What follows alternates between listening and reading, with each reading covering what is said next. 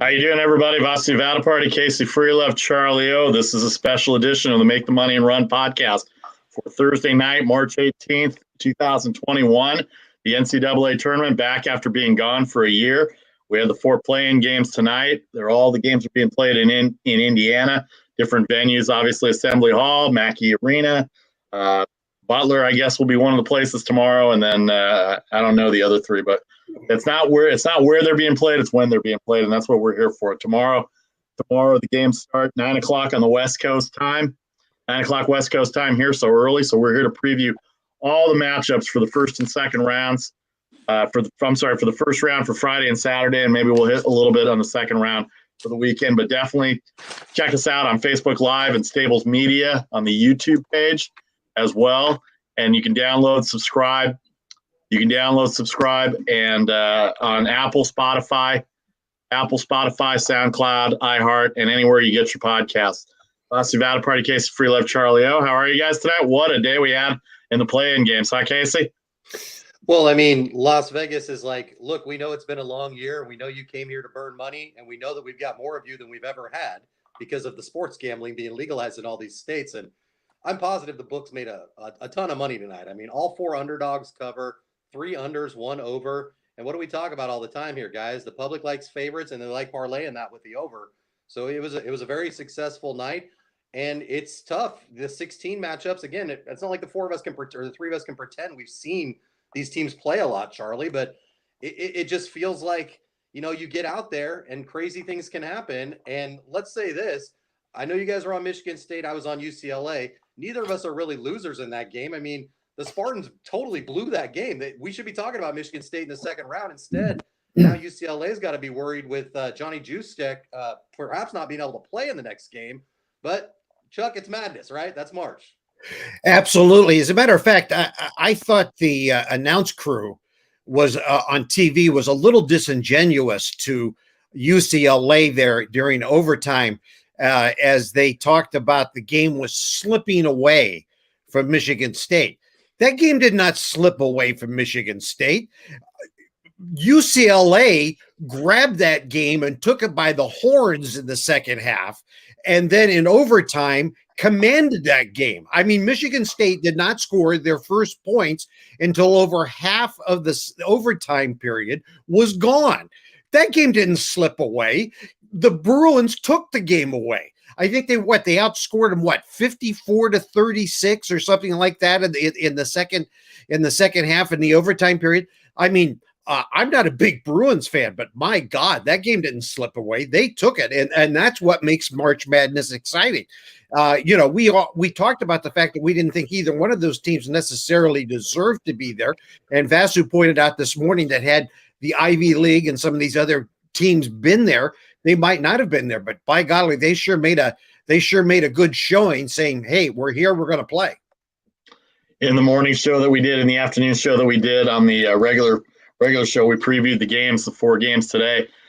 For the important part of it, for our sake of it, 3 underdogs, actually 4 underdogs, and 3 unders and 1 over. The UCLA-Michigan State game being the only game to be over. But even without the overtime, that game was going to go over anyway. Texas Southern beats Mount St. Mary's 60-52. They were down 10.5. They came back and scored the first 11 to open the second half, and then they were able to hang on late at the end, 60-52. That game stayed under.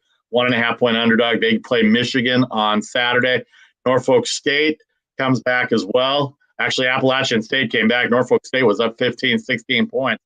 Appalachian State had a 4-point lead, but Norfolk State won it at the end. A missed shot by Appalachian State, 54-53. They will get Gonzaga. So the 2 16 seeds are in for the 2 number 1 seeds. Michigan and Gonzaga have their opponents now. We don't have the lines yet. For Saturday, unless you have them on your computer anywhere. I'll check them as we go through the show when we go through the lines. But the number 11 seed Drake, 53-52 win over Wichita State. Wichita State had a 15-point lead. Drake came back, and actually at the end, if you had Wichita State like I did, you're very happy about the missed free throw. A 1-point victory. Wichita State really, in terms of Charlie just talked about, Michigan State didn't really blow the game. They did kind of blow an 11-point lead, but they didn't really blow the game. But Wichita State did blow the game. They were up 16, and they should not have lost that game. And Drake ended up, like I said, I had Wichita State, so at the end he missed a free throw. and Wichita State had a chance to win it. They will go play USC, and then UCLA will get BYU on Saturday after that incredible comeback and overtime victory over Michigan State. So just a couple of minutes here on these because we want to get to the 64 games. We want to get to the 64 teams on Friday and Saturday.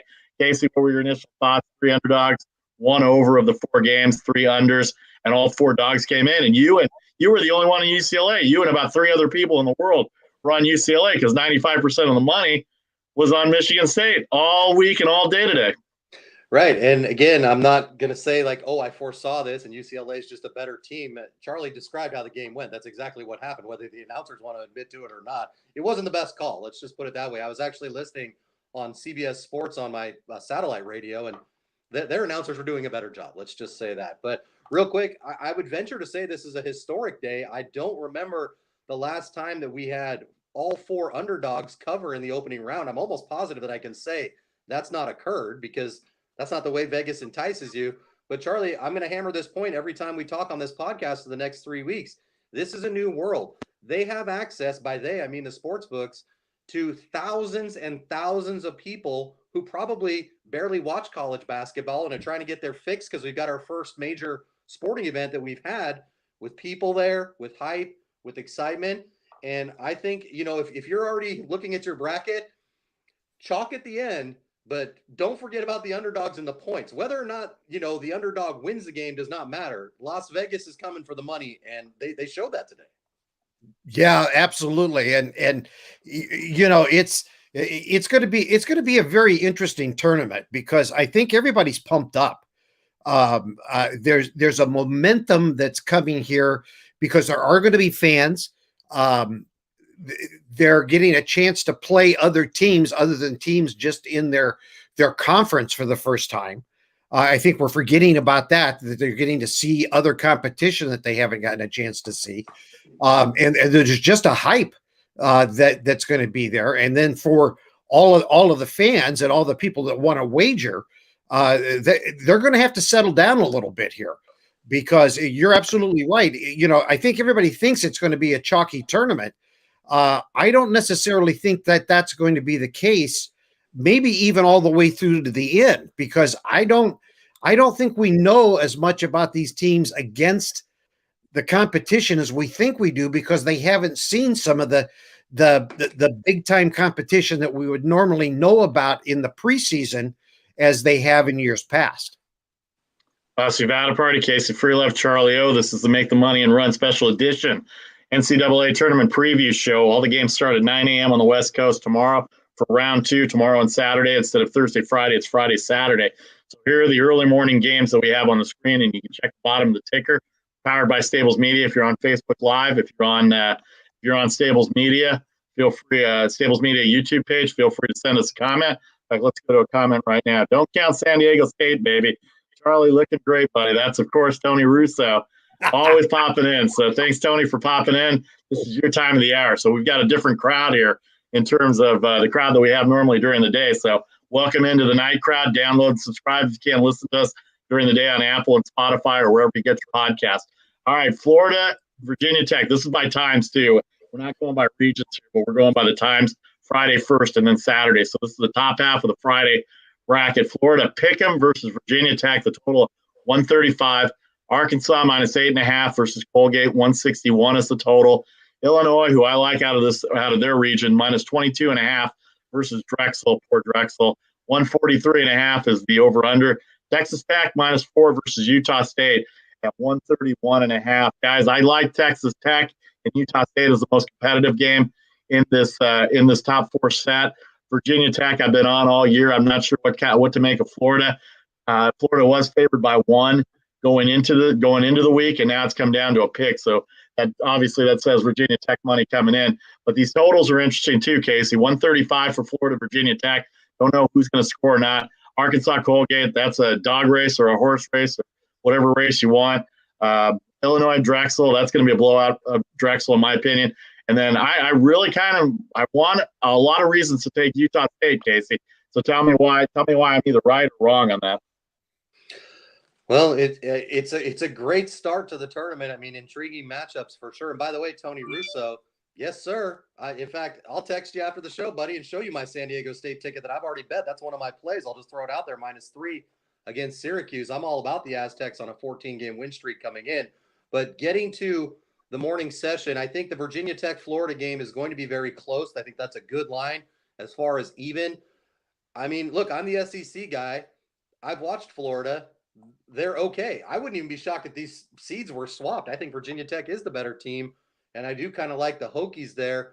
Colgate and Arkansas is going to be wild, especially if today's any indicator, considering that we had all those unders that weren't even close. I mean, we're talking like 30-point covers on unders today with game totals scoring like 100 points. You're never going to see that again. So I'm feeling like that game probably is due to get it going. And don't forget, they're going to be playing at Bankers Life Fieldhouse, the home of the Pacers. So at least they'll be in a regular arena and not inside the cavernous, Lincoln Oil Field. But again, you've got some good matchups as far as the Utah State Texas Tech game. Utah State's a team I didn't necessarily even have going to the tournament. And Texas Tech, the problem with them and laying the points is that the public loves Texas Tech based on the fact that last time we played college basketball, they were losing to Virginia in the championship team. Now, they've only got 2 players back from that squad. So that matters to me as far as, yes, Chris Beard's a good coach, but it's not the same personnel. You got to throw that out the door. You can't use logic as far as how many starters do they have back if you're looking at a team like Texas Tech. The matchup predictor on ESPN's got Tech as a 75% chance to win. I don't know. I think this one's going to be a little closer than that. And the thing is, Charlie, year in and year out, and I know you watch the tournament as closely as I do. Look, I went to college in the Mountain West. I'm a UNLV alum, but the Mountain West is just not very good in the tournament. I mean, let's not sugarcoat it here. They have not performed well, whether it's a conference champion or not. Even going back to last year, had we had a tournament, San Diego State lost the championship game to Utah State, who graduated a lot of players. So my point on this is rosters turn over. And if you're looking, to take some points early, I'm not sure that the Mountain West is the exact conference you're looking at. I say that having bet San Diego State because I feel like they're an outlier, a different type of team on a 14-game win streak with something to prove after losing their championship game 2 years ago against Utah State. But all in all, it's going to be a wild morning. And I'm sorry I'm rambling. I'm just all pumped up, guys, because it's happening. The madness is here. I can't believe we made it. You're allowed to ramble. It's okay. It's that time of year. And besides that, we didn't get to do this last year. Yeah, and you're absolutely right about the Mountain West. And the Mountain West, even dating back to when it was the WAC and dating back even back to when it was the Big West and these teams were in it, has always had one team that has been the outlier. It started all the way back when it was UNLV. For a while, it was Fresno State. And right now it's San Diego State. They've always had that one team that didn't fit the conference. And right now it's the Aztecs. The Aztecs really don't fit in with the conference. They're out there. They're better. They really are better than being a mid-major. They can run with the big dogs and play so very, very well. And they're far different than Utah State. Now, Utah State and a whole group of mid-majors, yeah, they're going to look good, but they haven't seen the kind of competition that a Texas Tech has seen. Now, I know Texas Tech's not a team that you automatically think of as being a big basketball school. I mean, the thing that's made Texas Tech probably the most famous about basketball is because Bobby Knight went there and was coach for a while. He wasn't successful, but he was coach there for a while. Oh, I thought you were going to say Tubby Smith. Well, you know what? Actually, I forgot about that, but that's right. Is Texas Tech a place where coaches go to end their careers? I guess. I don't know. Chris Beard's doing a good job of that. He may end his career there as the most successful coach. So let's move on to the next set of games, guys. In the afternoon session or the early or late morning, early afternoon session, we're going to base it on the West Coast here. Ohio State 16.5 versus Oral Roberts 157. Baylor, the number 1 seed in their region, at minus 25.5 versus Hartford. I really like that Hartford coach. He's been profiled all day long. Their first time ever in the NCAA tournament. By the way, Drake, the first time in 50 years, they won an NCAA tournament game as well, too. So Hartford right there on that Drake level, 140.5, that total. Loyola Chicago, minus 5.5 versus Georgia Tech. This game was 1.5 or 2. And a big thing for everybody to know is Moses Wright, the ACC Player of the Year, the center for Georgia Tech. is out for the first game, possibly both games if they advance.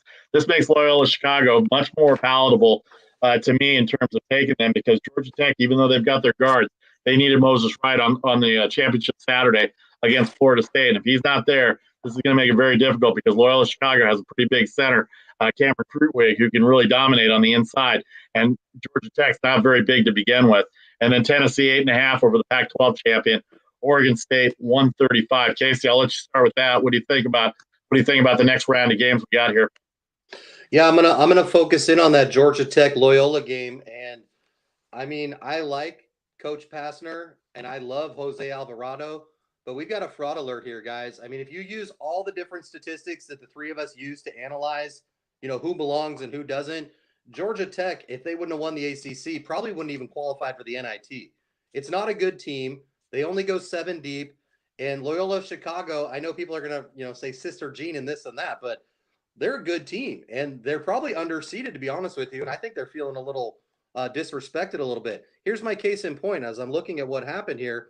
Now, to win the ACC, you know who they beat? Duke, who's had COVID issues and pretty much quit on their season. A 6-15 Wake Forest team, then a 10-16 Miami, Florida team before they got to Florida State. The other thing I don't like about Georgia Tech, they've got no depth. The deepest they go is 7. I've done stories on my radio show all week about the COVID issues that they've had. And as Vasu pointed out, the most important thing, the ACC Player of the Year, isn't there. Now, I want to say that with an asterisk, because the ACC every single time sends teams to the Elite Eight and or the Final Four. But this, in my opinion, is not the team that you want to ride with. I think Loyola is going to win this game comfortably, to be honest with you. 5.5 is put out there to make the public back down, but I wouldn't be surprised if they end up winning this game by 10 points. And again, it's not because I don't like Georgia Tech. I'm just going off all the different statistical information that's available to us, and it makes me feel like this is a game I either wouldn't play or I'd have to get back on the Ramblers. Now, this is not a 2018 Final Four Ramblers team, but they're certainly capable of winning in the first round here. Some of the other games I think that we have early tomorrow, Hartford, Baylor. I'm not messing with any 16-1 matchups on my particular card. I won't be betting those unless you could give me 30 points. Then I'd probably be more tempted to dance with that. But 25.5 with a Baylor team that's just starting to get back into form. Look, they're going to blow the doors off Hartford no matter how good the story is. I think. I mean, I could be wrong there. And then Oregon State, I should say, Tennessee, intriguing as well, because again, we've got a team that wouldn't have been there had they not won the Pac-12 tournament. But if I'm not mistaken, didn't they beat UCLA to get there, who just won tonight against Sparty? Chuck, there's so much information I'm digesting, and I shit you guys not, pardon my French. I literally have 40 pages of prep notes here, so I'm getting myself overwhelmed. But to get back to my original point, I don't feel like Georgia Tech belongs in this tournament, along with another school that starts with a G that I know we'll be talking about a little bit later. Yeah, I feel like with the conference tournaments, there were a number of teams that kind of put themselves into the tournament that you would go, nah, in most years they wouldn't have made it. And I think you're right. My buddy Len Konechny, who lives down in the Atlanta area now and lives and dies now with Georgia Tech, he was so thrilled that they got in, and I don't want to poo-poo on his parade, but you're right. They really didn't. They wouldn't have gotten in otherwise. And I think that's one of those outliers that are there. And for people who are wagering, you got to factor that in. You really do need to look a little bit and see what these teams have done before you go running around putting money down. And again, right now, Casey was preaching it this morning. I know he's going to preach it all the way through the tournament. If the public's going this way in this tournament, you better go that way. So, yeah, watch all of that and what's going on in this tournament, because this fading in this tournament may be the way to make some money. By the way, real quick, Vasu, before you go, yep. Georgia Tech's getting 54% of the money according to OddsShark. So again, you talked about this a lot, both on and off the air, Vasu. That name on the front of the jersey, especially this year, it just doesn't matter. No, it doesn't matter at all. And that's what I'm trying to tell people, is that you have to look at the players that are there. Every team of the 340 teams has at least one player to play, and they're there. And now the last 64, you don't think they didn't get to be 64 without having a player or two on their teams. As far as this grouping right here, I like Ohio State. They're not big enough. They don't rebound as well as they do, but EJ Liddell is really good. And that Dwayne Washington had a heck of a game against Illinois on Saturday, and they took them to down to the wire. Down Illinois did, and Illinois is a really good team. But Ohio State got there, so I don't know if Oral Roberts could keep up with 16.5. But again, the front of the jersey says a lot about that. I'll do a little research on that by the end of the show. Oregon State, I'm still not sold on, but 8.5 is a lot for Tennessee, who historically does not do well in first-round games or second-round games. I'm going to feel bad for Hartford because Baylor's coming off a loss because of the fact that Oklahoma State beat them, and then Loyola Chicago probably the strongest game in this round. All right, we'll hit the next set of games in a minute, but right now we're going to take a break. Thanks to everybody on Facebook Live, Tony Russo and everybody. We're powered by Stables Media, sponsored by Viget. Download the Viget app, use the MTMAR promo code.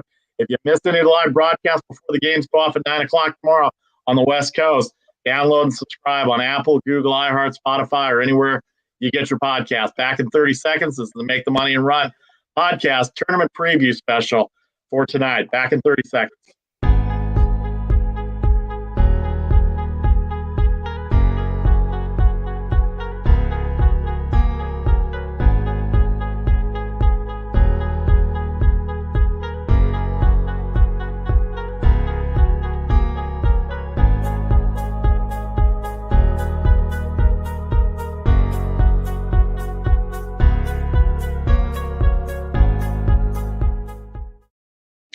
Welcome back to the Make the Money and Run podcast for the NCAA tournament special, the nighttime version here. Welcome to the nighttime crowd who misses our show. We're powered by Stables Media. We're here every Monday, Thursday, and Friday, 4:15 Eastern, 1:15 Pacific. Tomorrow we won't have a show with the tournament going on, so we're doing a special show tonight. So if you haven't seen us during the daytime, download and subscribe and listen to us whenever you get a chance. And if you miss any of this live broadcast, feel free to do so. I'm Vasi Vadaparty. That's Charlie O. He's Casey Freelove, the only person in the world that had UCLA in this hemisphere that I know of. Anyway, congratulations on a 3-0 day. Casey, if you want some good NCAA tips, follow our show. Follow our leads here on this. We've been doing pretty well lately in the college basketball. You can download and subscribe, as I said, on Apple or anywhere you get your podcasts. Let's go on to the next set of games here. They're already up on the screen. Oklahoma State, the aforementioned Oklahoma State, who beat Baylor last week in the Big 12 tournament. They're going to take on the Liberty Flames, 7.5, 139.5. North Carolina minus 1.5 over Wisconsin, 137.5. The Houston Cougars, number 9 team in the country. If you haven't seen them, they're very, very good, even though they play in a small conference. Taking on a pretty good Cleveland State team, 134.5 the total there. And the Purdue Boilermakers at minus 7.5. Kind of a home court advantage, it being in Indiana for all those teams in this tournament versus the North Texas Mean Green Fighting Machine, Lean Green Machine. I don't know. I just added that part. 126 is the total. Purdue minus 7.5. North Texas plays great defense. They've got a guy named Javon Hamlet who scores 20 a game, and they took Western Kentucky to overtime last Saturday night in the I forgot what conference they're in, but in the Conference USA championship game, and that was a great game to watch. Houston won the American Conference. They ripped up on Cincinnati after having a tough semifinal game. Oklahoma State 7.5. A lot of people talking about Cade Cunningham and a supporting cast. Kind of reminds me of when I was a kid, or as Casey would say, when we were younger men, the Michael Jordan and the Jordan-Airs. Michael Jordan, nobody else, the Detroit Pistons would beat him up. Liberty's got a pretty good offense, and they've played well this year. According to Jay Billis and other experts that have seen them play, they've got 2 guards that can run the system. So the 2-guard setup, Oklahoma State needs to shoot the ball, Casey. If Cade Cunningham's off, they got to get other shooters involved. They got to get their inside presence involved. Otherwise, this could be a first-round upset based on the year that Oklahoma State had. The one thing I like that's going in the Cowboys' favor is the anger factor, because putting them as the 4 seed in this region, in effect, says that they're the 13th or 14th best team in the country, and their resume over the last month just doesn't dictate that. I mean, guys, all 3 of us has watched a lot of Cowboy basketball this year. That's a really good team. I mean, that to me is the second best team in the Big 12 behind Baylor. And I did bet a futures ticket just for fun. I mean, $20, but they're 45-1 to win the whole thing because I'm, feeling a little Carmelo Anthony run. But you're right, Vasu. This is not a great draw. In fact, I literally hate their draw all the way because they have to go against another team I bet a future ticket on, Illinois, at some point if both are fortunate enough to make it. But look, Liberty, They're balanced. The one thing they do well is they distribute the ball and they just don't turn it over. They're ranked number 9 in Division One for the fewest turnovers of any team. So that's got me a little bit worried there. But I think talent-wise, Oklahoma State has what it takes to get it done. I will be 100% transparent here. I'm not going to play the number because I don't like the number. I think it's a good number, and I think this game's going to be right around a 7, 8, 9, 10 point contest. Now, there's some other things I want to bring up here because you're in a really, in my, I say tasty all the time, but a tasty time of the day. I really like this. And if I was up in Reno tomorrow, most of my money would be spread across this time. Let's talk a little bit about a team that knows a little something about success. It's that college where Michael Jordan attended, North Carolina. Despite the fact that they've had a subpar year by their standards, there are so many things pointing towards the Tar Heels to beat Wisconsin tomorrow. I can't even contain myself. Look, I'm getting red in the face. I'm so excited. Carolina, 4-2 straight up in their last 6, 4-1-1 against the spread. Those only 2 losses came to another tournament team, Syracuse, and another tournament team, Florida State, by 3 and 2 points respectively. The ACC, they've had at least one Sweet 16 team in all 35 years since the tournament expanded, and at least one Elite 8 team in 32 of 35 years. I'm not as big on the Seminoles, so if I'm looking for a team that I can make an argument for, it's Roy Williams, who, by the way, Chuck, is 29-0 straight up in the first round of the NCAA tournament. And if you want a little more for Wisconsin, how about this? They are 0-5 against the number as either a pick'em or an underdog against any team from the ACC. Guess where this game's at? Carolina -1.5. It could go off as a pick'em. For some reason, I have just fallen in love with this 8 seed overnight, and I really think that they're in business tomorrow. Yeah, and Wisconsin, I can't think of a team in the Big Ten that has let me down more in the tournament over the years than Wisconsin. They've gone in so many times as the hot team. Got to watch those guys. And for some reason, they get into the tournament and they just kind of, blah. I don't know. I don't know how else to describe it. They just don't deliver.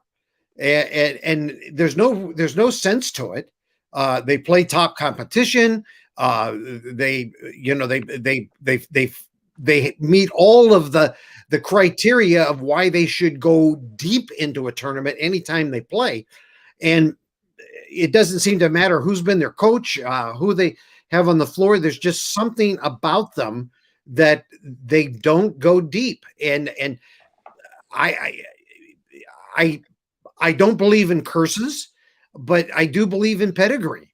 And there's not a pedigree in that program that says they're going to go deep. And Roy Williams, I don't like him. I've never liked him. I didn't like him at Kansas. I hated him for leaving Kansas to go to Carolina because I don't like guys that lead schools for a long time and then leave to go to another school. I dislike that. It's just in my nature that I don't think that's the right thing to do. And you know what? I got to tell you, I'd ride his horse in any horse race, anytime, anywhere, because the old boy knows how to coach a basketball team. No doubt about it. All right, I'll give you my takes on this group setting right here. Wisconsin shoots the ball well. They're going to beat North Carolina because North Carolina can rebound. But if they're making shots, there's nothing to rebound. And North Carolina does not have good guard play this year. Wisconsin's 2 guards have shot better this year. They've distributed the ball better.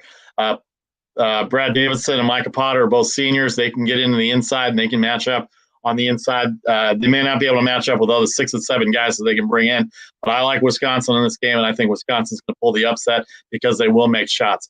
Cleveland State's a very good team. Houston laying 20.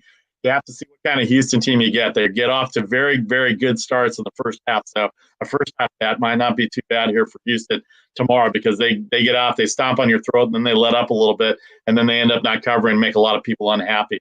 Oklahoma State, and we'll get to the next round when we get to West Virginia. Oklahoma State got misseeded here. They're a 4 seed, I believe, right, Casey? They're a 4 seed. West Virginia was a 3rd seed. Oklahoma State beat West Virginia twice, including twice in a row, including, I think, last week. I don't know if they faced them in the Big 12 tournament, but they did beat them twice, and they had a better record. And so from a head-to-head standpoint, they should have been a third seed, and West Virginia should have been a fourth seed. So that may hurt them down the line because now they're going to go up against the number one seed in this region, whoever it may be, the 1 or the 8 or the 9 or whoever it's going to be. And then as far as Purdue laying 7.5 on North Texas, there's a lot of me that wants to take North Texas because I really like that team, watching that team on Saturday night. But Purdue, if they shoot the ball well, they can beat anybody because they can rebound and they can distribute the ball, and they're very well coached by Matt Painter. And also they're playing in Indiana, so there's going to be a little bit of a home crowd for them too. And I think if their defense comes out and shuts North Texas down, it's going to be it's already tough for North Texas to score. And if Purdue comes out and shows any type of defense, then Purdue minus 7.5 might be good. What do you think, Casey? I want to throw another stat out there because, again, I've been studying this stuff more than I've been working at my job. Let's use it. Days. So let's get to it here. Teams that make the conference championship game, they don't have to win it, but teams that make it to the conference championship against first-round teams that did not make the conference championship are on a 44-24 run against the spread. That's plus 20 units if you're keeping track at home. By the way, who fits that stat? North Texas getting 7.5. So I'm not going to play the game because I haven't seen the mean green enough to really have a feel on it. But I think that's an important number. And you talked about homecoming, Vasu. That Baylor game, if you are going to jump in, don't forget Scott Drew, their coach. He didn't play at Valpo. That's his little brother. Everybody thinks he's a Butler grad. So he's at home in Indiana too. There's all kinds of little nuggets out there. You just got to dig a little bit and you'll find them, folks. Vasu Vadaparty, Casey Freelove, Charlie O. This is the Make the Money and Run NCAA Tournament Special on Facebook Live, on Stables Media YouTube page. If you miss any of the live broadcasts, get in, download, subscribe. Get in there before 9 o'clock West Coast time so you can get our tasty morsels here. I keep quoting Casey here. Maybe it's just late at night, but welcome to the night crowd. If you miss our daily broadcast, like I said, you can subscribe and download and get to us that way on Facebook as well too. Thanks, Robbie, for checking us out. Our Spartans went down, Robbie. I don't know what to say about that, but we knew that was going to kind of happen in the Mountain West tournament. But thanks for always being there. Appreciate the comments. Let's go to the next set of games here before we get to break here.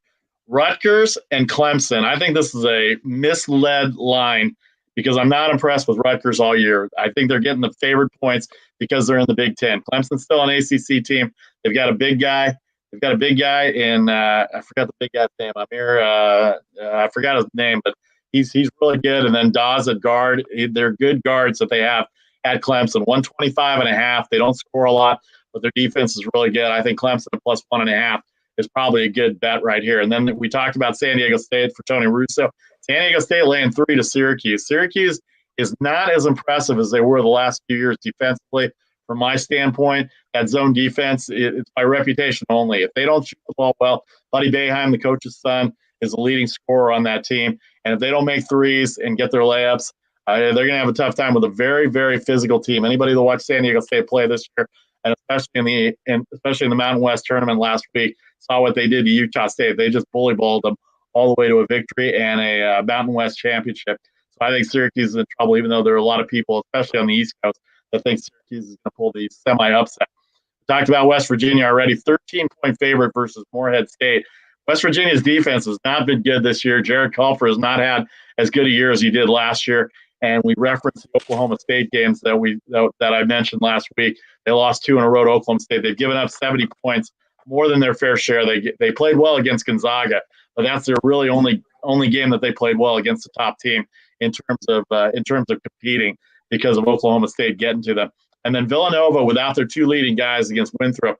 Winthrop from the Big South, great offense, really sparky on defense. According to Ken Palm, they're in the top 25 or top 30 in terms of pace. And 143 may be a good over on this deal, but 6.5 points. I'd be looking at Winthrop again, not looking at the front of the jersey, but looking at the players. Looking at the players that they have there. I'm sorry, Casey. So I'll start with you. What do you got going on this set of games here?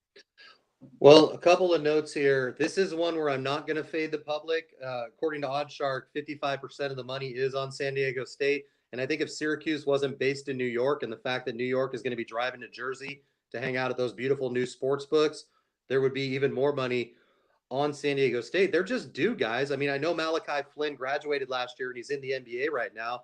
But if I'm not mistaken, they have 3 starters back from last year's team that lost to Utah State in the Mountain West. And as much as I kind of trashed the Mountain West earlier, this is the one, quote, outlier as we talk about that I think is legit. They're on a 14-game win streak. You have to beat the best in your conference to get the title. And I think they are in pretty good shape. Not only that, Vasu, but this fits that exact bill that I was talking about. Teams that won their conference championship against first-round teams that didn't qualify for their conference championship. That's exactly what Syracuse is. By the way, there's two other games in this time frame that fit that bill: Winthrop and Morehead State. So again, I'm just looking at the numbers from the recent tournament run. Teams are 20 games over 500 against the spread here. So I'm feeling like, we've got some live dogs and then a live favorite. And you guys might be a little surprised when we get to our actual pick segment. I do have 3 favorites compared to 2 underdogs as far as my official selections. But this one, I just feel like the Aztecs, if they're going to do it any year, this is the year to do it. Winthrop Villanova, Charlie, is obviously the most intriguing matchup because Winthrop is getting no respect. They lost 1 game this year, and they're going against a team that's missing its top 2 players. I will say this: public money has started to go over to the Eagles. They're getting 60% according to OddsShark. But this is one of those games where we're going to watch, and no matter who covers, I feel like everybody's going to be surprised by the outcome, because I wouldn't be shocked if Winthrop actually wins the game outright. Here's the other thing. Oh my God, my mind is racing here. But Jay Wright, he's won the championship 2 times in the last 7 years, right? Well, guess what happened the other 5 times? They left the opening weekend, either in round 1 or round 2. So Villanova is one of the most puzzling teams in this tournament. And I think that game is one that I'm just going to kind of, run away from. Make that money and run away. I'm not touching that one. Yeah, it's and boy, everybody's talking about that game. And the other game that I'm hearing so much buzz about is that Syracuse San Diego State game. And I keep going, really? Have you been watching the same Syracuse team that I've been watching all season long? And all I hear about is that dynamic zone defense of Syracuse and what it's going to do in the tournament. And I'm going, okay, I like zone. Zone is effective. Syracuse's zone has been effective at times. It just hasn't been that dynamic and hasn't been that effective this season. They're going up against and we talked about it, the outlier of the Mountain West in San Diego State. That squad can fire up and score points, and I don't think they're going to be intimidated one bit by the Syracuse zone. So yes, I'm going to go there. Boeheim better have lots of boogers because he's going to have to be busy with this nose. What are they doing in the tournament, Chuck? Again, there's about 6 teams that don't belong here, and 2 of them are from the ACC: Georgia Tech and Syracuse. Yeah, again, it's the tournament. As long as you're limiting the tournament to 64. And, I make a joke sometimes about the fact that I think we ought to let everybody in, play it off, and go that way. I know that's not practical. I mean, seriously, I understand that that's not practical. And as long as you're limiting it to 64, because of the money, television eyes, everything else, you're always going to have some teams that get in that really shouldn't be there. And I think that's the situation. It's a New York team. It's an ACC team, East Coast, lots of eyes. It's got the name. And that's why they're there, period. Vasuvada Party, Casey Freelove, Charlie O. This is the Make the Money and Run special NCAA tournament edition. Those are the Friday games that we've gotten to. We're going to take a break here. Thanks to everybody on Facebook Live. If you have any comments or if you have any questions on the Friday, Saturday games, we're going to hit all the Saturday games right after the break. Thanks to Stables Media. We're powered by Stables Media, sponsored by Viget. Download the Viget app and use the MTMR promo code. And we'll be back in 30 seconds to run through the Saturday games right now. That's who we are right there. Check us out on Facebook. Check us out on YouTube, or download and subscribe anywhere that you can, anywhere that you get your podcasts. We'll be back in 30 seconds to run down the list of Saturday games.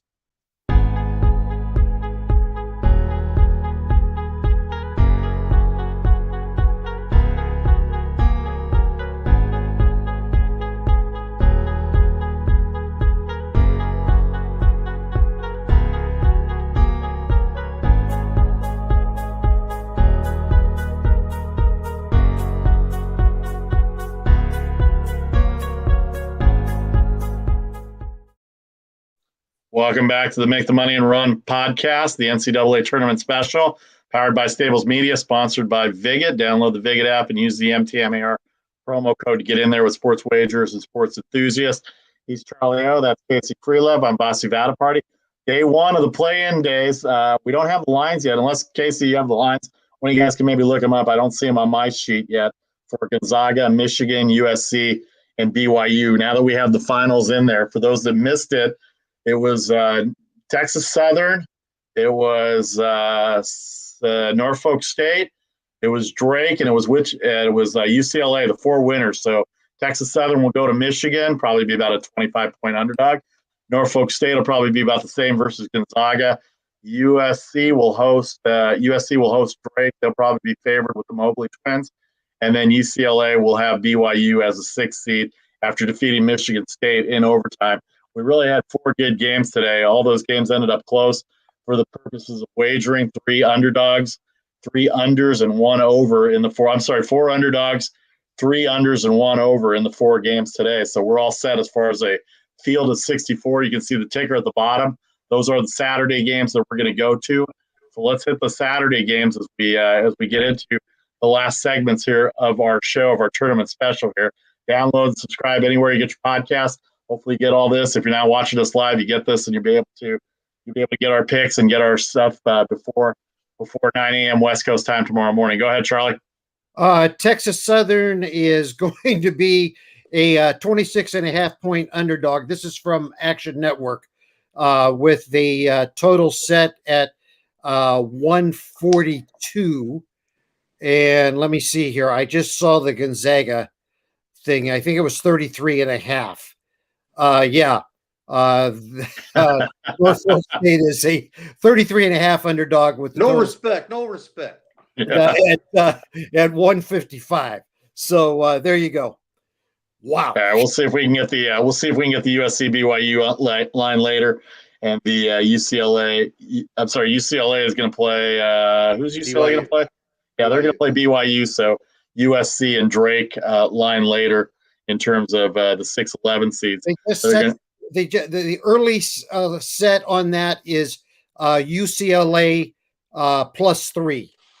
Okay, so BYU favored by 3, and then the only other one we need to get is Drake. And Drake's getting 6.5 in the early line.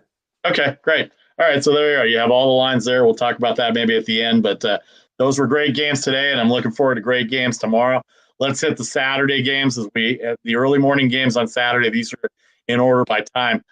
Colorado, we talked about the Pac-12, about Oregon State getting into the tournament by virtue of winning the conference tournament. Same with Georgia Tech, even though neither one of them were going to get in there, but they're in there because of what they did in the conference tournament. Colorado, a 6-point favorite over Georgetown, who should not have been in there either, but they ran through the Big East tournament. 138.5 is that total. Florida State, 10.5 versus UNC Greensboro, 145.5. The Kansas University, who had to pull out of the Big 12 last week, Big 12 tournament because of COVID issues, they're all fine now, and they're in the tournament. They're going to play Eastern Washington. That's the football team with the red field up there. Is that correct, Charlie? I think that's it. That is correct. Okay. That is correct. All right, so 10.5 versus Eastern Washington. And then LSU is a 1.5-point favorite over St. Bonaventure, who's very good. And the fact that LSU is only given 1.5 to an A-10 team tells you something about St. Bonaventure. They can score, and they've got a big 7-foot guy in there that's mean and ugly and dirty and a bully, and he'll just dunk on your head, and he'll rebound, and he'll block shots. And LSU that wants to run up and down the court, where it's going to have to deal with that slow-paced offense and a very good defensive set and a good rim protector in there. Let's start with Charlie on this one. So Georgetown goes in. They blow out Creighton on Saturday in the Big East Championship game. Patrick Ewing, again, to quote Casey, I always like to say this. I remember watching Patrick Ewing when we were younger men in the Big East tournament playing and then having a great career in the NBA. And here he is leading the Georgetown Hoyas into what could be probably even a bigger surprise than Georgia Tech and Oregon State getting into the tournament, because Georgetown has been horrible all year.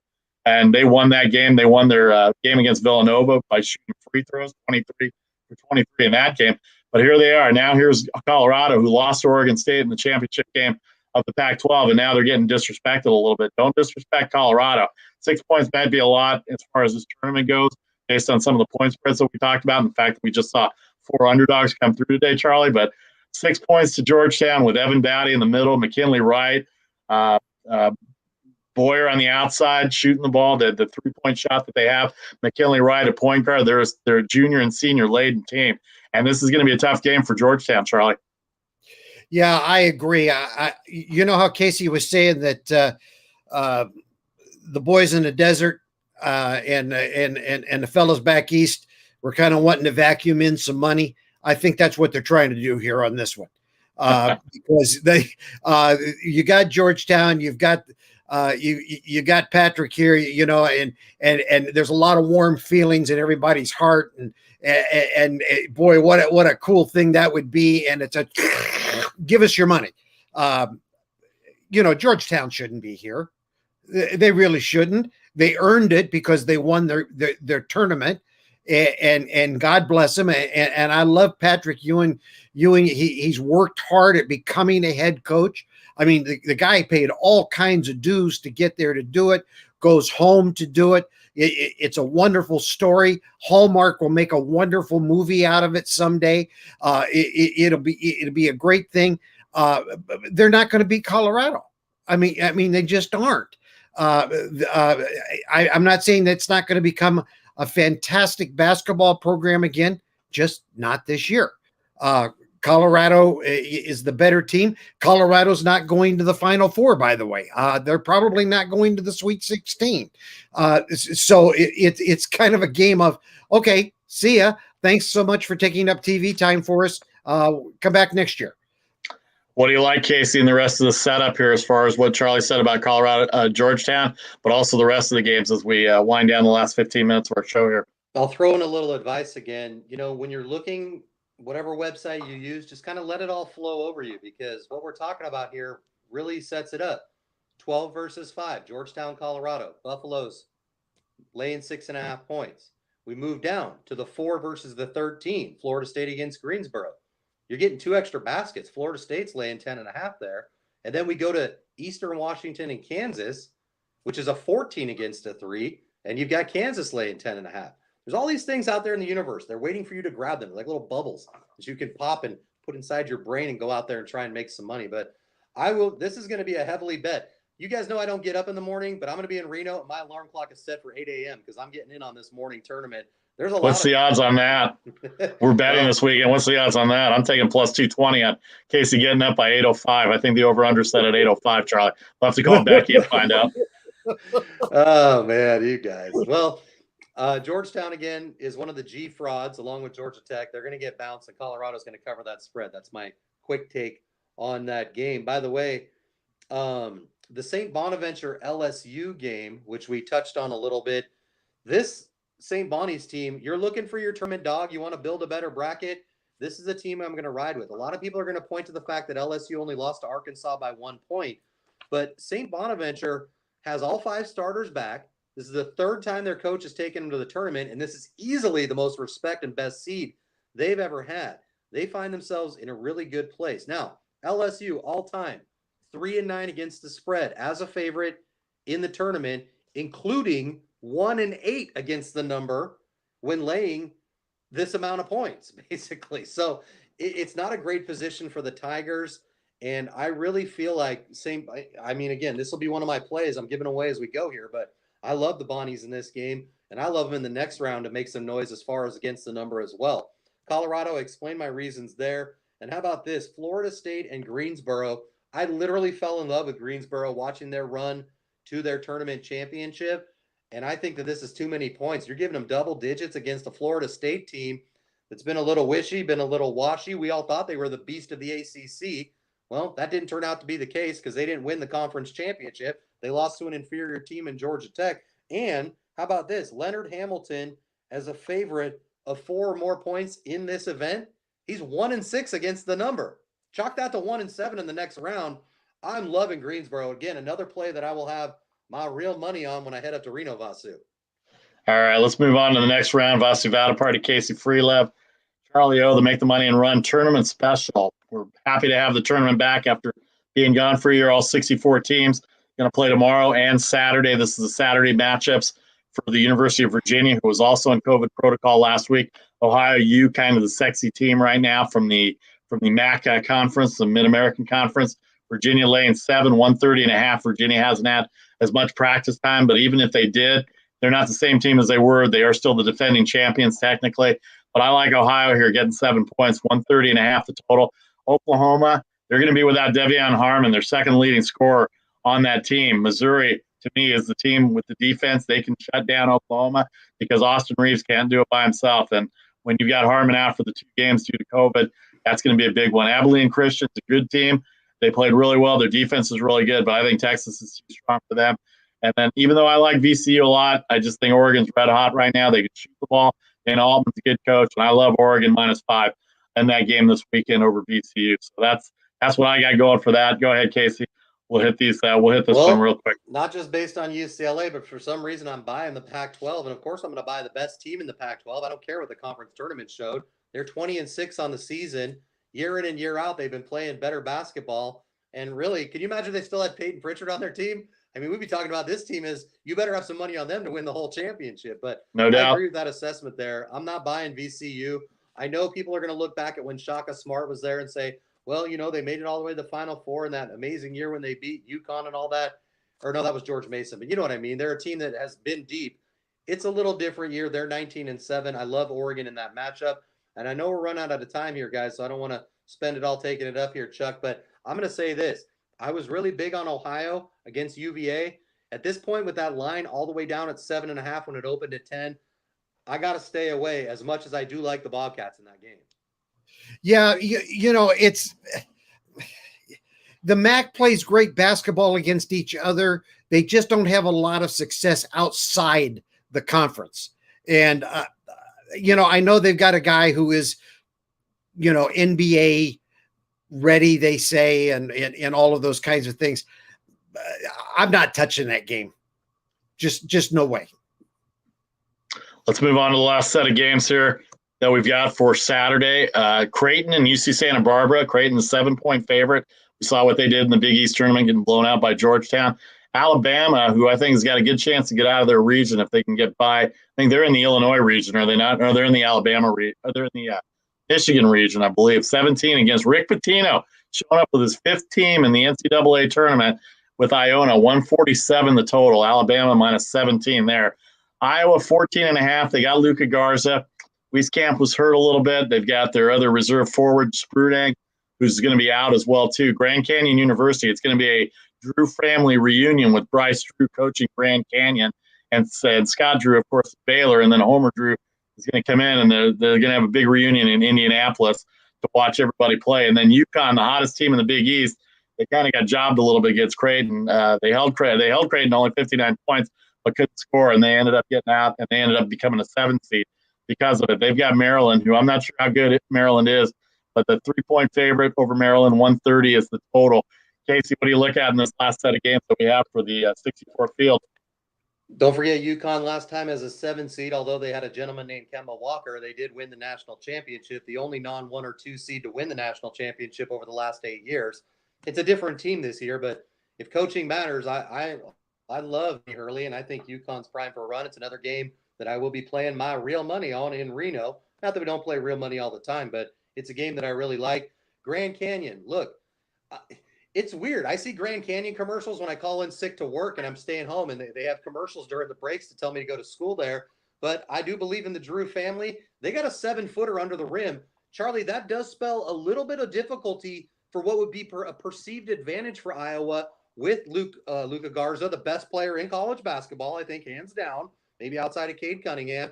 But that's the one X factor that could offset it. If GCU can rebound, they could definitely lose this game by less than 14.5 points. They're not going to win it, but they could cover. Yeah, absolutely. I think that's what makes that game so tantalizing. I first of all, I think Grand Canyon is going to be really pumped up. This is their first time to ever go to the dance. You've got a coach who's been there. You've got a coach who's been there as a player, who's been there as a coach. They've got a good program. And yeah, you're right. They're not going to win, but I'll tell you, it's tempting because I think they can cover 14.5. I haven't put my money down there yet, but I'm tempted. All right, Vasuvada Party, Casey Freelove, Charlie O. That's a wrap on the. Go ahead. Yeah, that's a We've got wrap about 5 on the. minutes left here. I know we want to. Oh yeah, absolutely. We're gonna hit picks right now. We just went through the entire 64 field. What a great day for the play-in games, and now we get to the final 64. Friday and Saturday is going to be great days, and then Sunday and Monday will be great days for the next round of the tournament, the third round of the tournament. So I'm gonna let Casey make his picks for the first 2 rounds as we wrap up the last 5 minutes of the show. Go ahead, Casey. Follow our page, Make the Money and Run podcast. I'm going to text Vasu my picks too, but we will be posting them on there because we've got all different friend bases here on Facebook. Follow our page. We will feed you all weekend. Let's run through it, guys. I'm just going to give them all out because we only got 5 minutes left. San Diego State, -3. Connecticut, -3. North Carolina, -1.5. Those are the only 3 favorites I'm playing in the first round. St. Bonaventure, +1.5. UNC Greensboro, +10.5. Those are my 5 spread plays. I've got a money line parlay already working, $100, all money line. San Diego State, Arkansas, and Oregon. It'll pay you roughly 2-to-1 on your money. I've got 3 future bets. Illinois, 55 at 5-to-1. Baylor, $50 at 8-to-1. Love that. OK State, $20 at 45-to-1. Let's go, Cade Cunningham. Get that baby done. Look, we're going to be posting plays all weekend. I came to gamble. I got my second stimulus check, and it's time for Daddy to play with a little bit of peril. Go ahead, Charlie. All right. Well, listen, I am going Dog City. I am going Morehouse +13 against West Virginia. I'm going Winthrop +6.5 against Villanova. I'm going Eastern Washington +10.5 against Kansas. And last but not least, I talked myself into it. I'm going Grand Canyon +14.5 against Iowa. Very nice. All right. Tomorrow I'm going to go Virginia Tech at a pick 'em versus Florida. I'm going to take the over in the Arkansas Colgate game over 161. And later on, I'm going to go with Loyola Chicago over Georgia Tech. And then I'm going to go with Houston -20 over Cleveland State. And then I'm going to take San Diego State -3. And then I'm going to take Colorado -6 over Georgetown. And the last one I had as I scroll down here, Missouri +1 over Oklahoma, and one more, Texas -8.5 over Abilene Christian. So those one more are little bit of advice before we wrap up. Yeah, go ahead, Casey. Again, check all the websites you have that have access to betting tickets. Fade the public. Please listen to us in the first 2 rounds. Don't worry about Sunday and Monday. We're focused on winning right now, and we'll probably be back and doing a show or at least doing some video stuff. But again, that's my most important piece of advice. Check what the public's doing. If it gets out of hand, you have to go against that. That's it. I'm done. I'm very happy we're back to college basketball after 1 year of not having it, not having all the sports. So I'm very glad that we're here to do this show, the NCAA tournament preview show for all 64 teams. What a great day for play-ins. It just leads me to believe that we're going to have great second and third round games over the weekend from Friday to Monday. We will be back on Tuesday right there. You'll see it on the screen right there. Make the Money and Run podcast. We'll be back Tuesday, 4:15 Eastern, 1:15 Pacific, with a complete review of the second and third rounds as we go. Thanks to Stables Media. We're powered by Stables Media. Thanks to Viget for sponsoring us. Use promo code MTMAR to get in with everybody as well. Enjoy the first rounds. Enjoy the first, second, third rounds of games. On Tuesday, we'll be back after the Monday games, and then we'll give you the schedule as we go. Thanks to the nighttime crowd. Thanks for joining us. If you miss any of the live broadcasts, feel free to send us comments and download and subscribe on Apple, Google, or anywhere you get your podcast. Spotify also a big one as well too. So for Charlie O, Casey Freelove, thanks again for joining us for the NCAA tournament special. I'm Vasi Vadaparty, and that's the Make the Money and Run podcast for March 18th, 2021. Have a great night. Enjoy the games, and good luck. We'll see you soon.